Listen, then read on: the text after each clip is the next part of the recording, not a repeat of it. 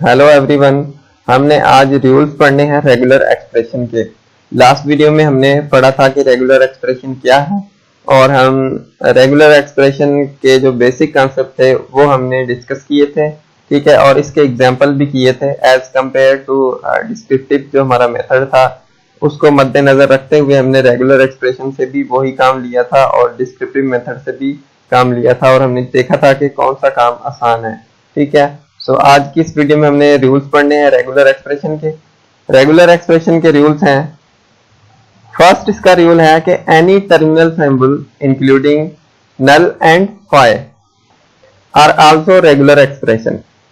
Regular expression के अंदर हमने पढ़ा था कि इसके अंदर सैम्पल्स आती हैं।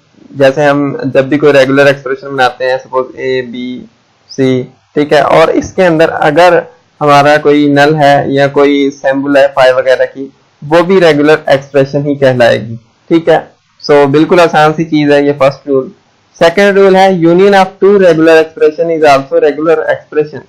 किसी भी दो रेगुलर एक्सप्रेशन का अगर हम यूनियन करें तो वो जो उसका रिजल्ट आएगा वो भी रेगुलर एक्सप्रेशन ही कहलाएगा। सपोज करें कि एक रेगुलर एक्सप्रेशन है रेगुलर एक्सप्रेशन 1, ठीक है, और दूसरी है रेगुलर एक्सप्रेशन 2।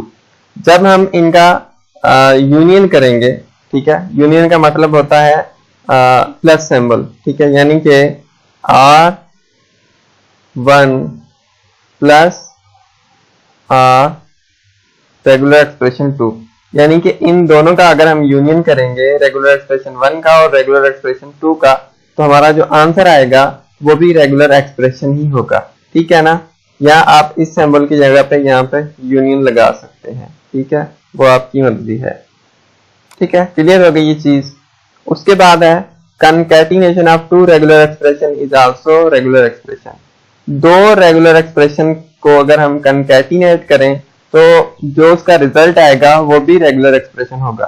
सपोज एक R1 हमारी रेगुलर एक्सप्रेशन है और एक है हमारी R2 रेगुलर एक्सप्रेशन, ठीक है। जब हम इनको कंकैटिनेट करेंगे, कंकैटिनेट का मतलब होता है जोड़ना या मिलाना, तो इसके लिए हम जो सिंबल यूज करते हैं वो मल्टीप्लाई की होती है या हम डॉट सिंबल यूज कर सकते हैं, ठीक है ना। तो ये हमारी हो गई कंकैटिनेशन। दो रेगुलर एक्सप्रेशंस को हम कंकैटिनेट करें और इनका जो आंसर आएगा वो भी रेगुलर एक्सप्रेशन ही कहलाएगा, ठीक है ना। आप यहाँ पे डॉट लगा सकते हैं, ठीक है, या आप मल्टीप्लाई लगा सकते हैं अगर आप लगाना चाहते हैं तो, या आप यहाँ पे कुछ भी ना लगाएं, फिर भी हमारी ये कंकैटिनेशन ही कहलाएगी, ठीक है।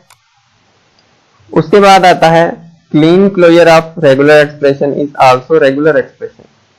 क्लीन क्लोजर हो रेगुलर एक्सप्रेशन का तो वो भी रेगुलर एक्सप्रेशन ही कहलाएगा, ठीक है। यानी कि सपोज करें कि एक रेगुलर एक्सप्रेशन है ए, ठीक है, और इसका हम क्लीन क्लोजर निकालते हैं। क्लीन क्लोजर मैंने आपको लास्ट वीडियो में बताया था कि कैसे क्लीन क्लोजर निकालते हैं किसी का भी और इसके अंदर क्या क्या चीजें आ जाती हैं। तो जब हम ए का क्लीन क्लोजर निकालेंगे, ठीक है, यानी कि ए स्टार, तो ये भी हमारी एक रेगुलर एक्सप्रेशन ही कहलाएगी, ठीक है। जब हम ए स्टार निकालेंगे तो इसका आंसर क्या आएगा? इसका आंसर आएगा सबसे पहले तो नल आएगा, ठीक है ना, क्योंकि हमारी मशीन जब आएगी तो वो नल उठा सकती है। उसके बाद वो सेकंड टाइम आएगी मे बी ए उठा ले, ठीक है। फिर जब क्लीन स्टार हमारा आ रहा है 2 दफा, तो वो आएगी ए उठाएगी, फिर ए उठाएगी, third time A A A A A A so on, ठीक है ना। इस चीज का आपको पता होगा अगर आपने लास्ट वीडियो देखी हो तो कैसे हम ये क्लीन क्लोजर निकालते हैं, ठीक है। सो कहने का मतलब है कि किसी भी रेगुलर एक्सप्रेशन का अगर आप क्लीन क्लोजर निकालेंगे तो उसका जो आंसर आएगा वो हमारा रेगुलर एक्सप्रेशन ही कहलाएगा, ठीक है ना। जैसे ये हमारी एक रेगुलर एक्सप्रेशन है, इसका हमने ये वाला क्लीन क्लोजर लिया है तो ये भी हमारी रेगुलर एक्सप्रेशन है, ठीक है। तो ये इसके रूल थे रेगुलर एक्सप्रेशन के। होपफुली आपको समझ में आ गया होगा। अगर आपको कहीं पे कोई कंफ्यूजन हो तो आप मैसेज कर सकते हैं या आप व्हाट्सएप कर सकते हैं इस नंबर पे, ठीक है, मैं आपका आंसर जरूर दूंगा। So thank you for watching this video.